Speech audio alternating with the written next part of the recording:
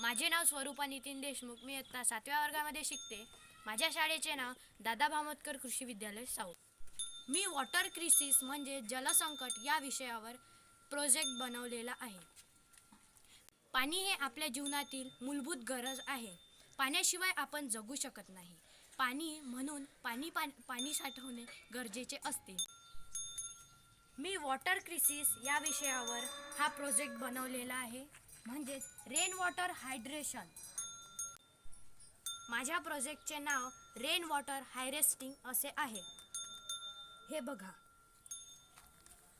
इथे मी दिलेले आहे वॉटर कलेक्शन टँक, इथे दिलेला आहे फिल्ट्रेशन टँक, हे आहे विहीर वेल. बघा, हा वॉटर कलेक्शन टँक आहे. इथे असे पावसाचे पाणी पडत आहे.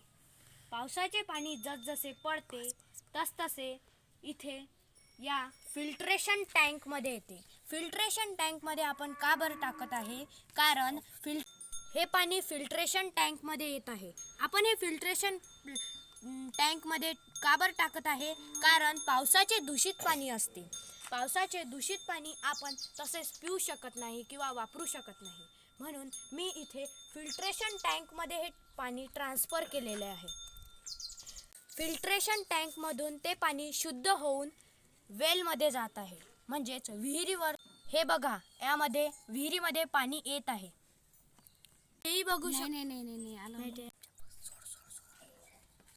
अशा प्रकारे आपण रेन वॉटर हार्वेस्टिंग याचा प्रयोग करू शकतो.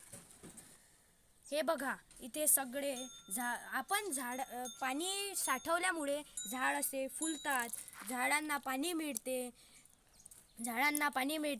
गायींना पाणी मिळते.